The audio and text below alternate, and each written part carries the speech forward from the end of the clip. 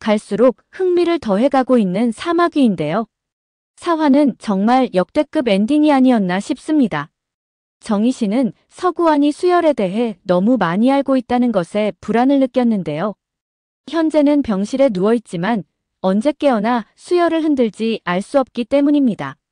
정희 씨는 5명의 살인사건에 대해 자백하는 조건으로 수열의 이름을 개명해 줄 것을 요청했는데요. 또한 그가 잘 자라는지 살펴봐달라는 당부도 잊지 않았죠. 그 결과 최중호의 도움을 받은 수열이 어엿한 경찰이 될 수 있었습니다. 엄마가 연쇄살인범인데 아들이 경찰이라니 참 아이러니한 상황인데요. 수열이 경찰을 꿈꾼 것은 단 하나였죠. 엄마가 5명을 살해했으니 자신이 5명을 살리겠다는 것이었습니다. 그런데 정의신으로 인해 또다시 5명이 살해되는 끔찍한 사건이 발생한 건데요. 그 와중에 정의신이 죽여야 한다고 했던 서구환까지 사망하게 된 것이죠. 그런데 과연 서구환은 누가 죽인 것일까요? 최중호는 단순 사고가 아니라 정의신의 범행이라고 단정하고 있는데요. 서구환이 정의신의 모성애를 자극했기 때문이죠. 한편 정의신은 연금주택에서 탈출해 며느리인 정현집을 방문했는데요. 너무나도 태연하게 안녕이라고 말해 시청자들을 당황스럽게 했습니다. 사실 정희신이 탈출하는 장면은 좀 황당하기도 했는데요. 끔찍한 연쇄살인마를 여자라는 이유로 경찰이 너무 허술하게 대한 것이죠. 서구환을 정희신이 죽였다면 7명을 살해한 것으로 되는데요. 과연 이것이 정희신의 마지막 살인일까요? 괴물에게도 모성애는 있다고 수열에게 해가 되는 사람이라면 또다시 처리할 확률도 있어 보이죠. 어쩌면 그 다음 타겟은 수열 친구인 박민재가 아닐까 생각됩니다. 박민재는 어린 시절 수열의 이웃으로 학대받는 그를 정희신이 도와줬는데요.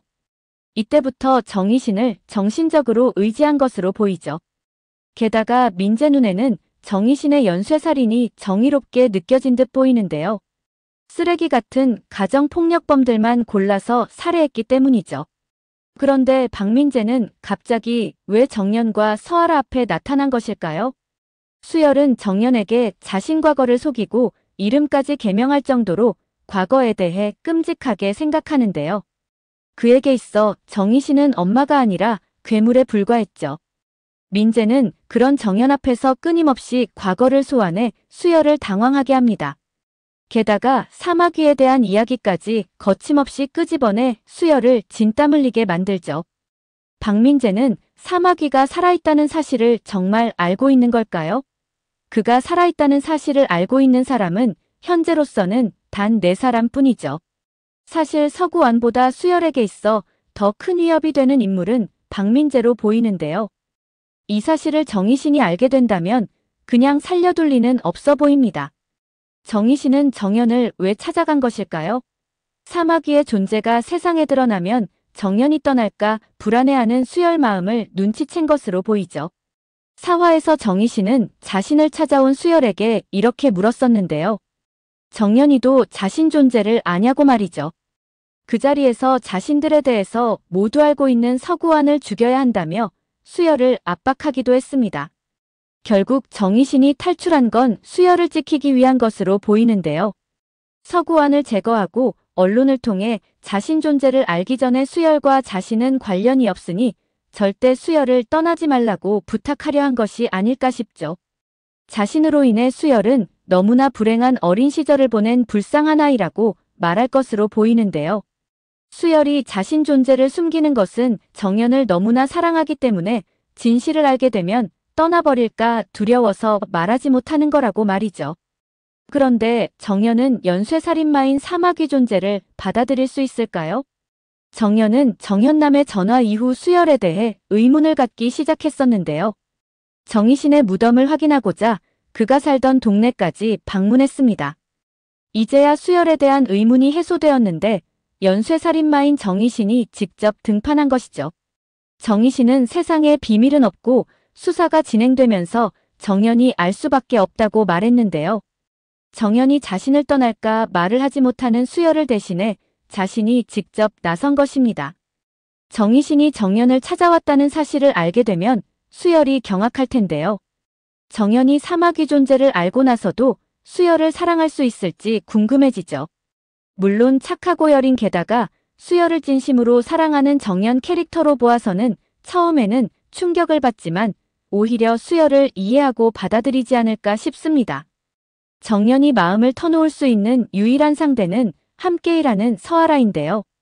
어쩌면 이 일로 인해 절친인 서아라에게 더 의지하게 되지 않을까 싶죠. 사실 정연이 서아라에 대해서 모르는 충격적인 사실이 있는데요. 그는 외형상 여자이지만 사실 트랜스젠더이죠. 원작에서 보면 그는 정희신이 5번째로 살해한 남자의 아들인데요.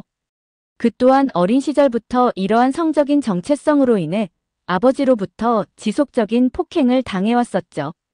그러던 어느 날 정희신이 악마 같은 아버지를 끔찍하게 살해하는 장면을 목격하게 되었습니다.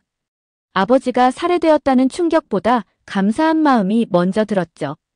더 이상 아버지 폭행으로부터 벗어날 수 있다는 안도감 때문이었는데요. 그에게 있어 정희신은 구세주이자 정신적인 지주 같은 존재가 되어버렸죠. 정현과 서아라가 절친이 된 것도 박민재처럼 서아라가 의도적으로 접근한 것으로 보이는데요. 정현을 이용해 수열 근처에 머물기 위해서로 보이죠. 서아라는 서로를 진심으로 아끼는 두 사람 모습에 부러워하는 감정을 숨기지 않고 드러내는데요. 오히려 수열에 대해 정연이 의문점을 가지자 수열의 비밀을 파헤치기 위해 앞장서죠. 어쩌면 박민재를 죽이는 건 정희신이 아니라 서아라일 것 같은데요. 원작에서도 앱에서 만난 수열 친구를 서아라가 죽이는 것으로 나오죠. 처음에는 정희신을 모방한 범죄가 이어지지만 어느 순간 그 틀에서 벗어나 자신의 이성적인 상대를 살해하는 것으로 나오는데요. 그러면서 모방범이 트랜스젠더라는 사실까지 알게 됩니다. 조사 과정에서 5번째 살해 피해자한테 아들이 있었다는 사실까지 알게 되는데요. 하지만 이후 그가 집을 나갔고 개명까지 한 사실을 밝혀내게 되죠.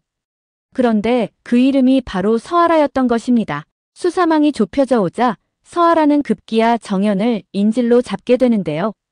그가 원하는 건 단 하나였죠. 정희신을 자신에게 보내라는 것이었습니다. 진퇴양난에 빠진 수열인데요. 정연은 살려야 하고 그렇다고 정희신을 서아라한테 보낼 수도 없는 상황이죠. 하지만 정희신은 이걸 해결할 방법은 자신밖에 없다며 만류에도 불구하고 기꺼이 가겠다고 합니다.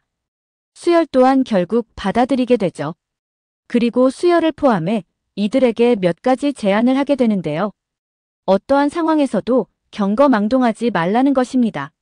자신이 사인을 줄 때 그때 정연을 구하라는 것이죠. 이렇게 서아라와 대면한 정희신은 그로부터 분노를 유발하게 만들고 이 틈을 타 정연을 안전하게 구하게 됩니다.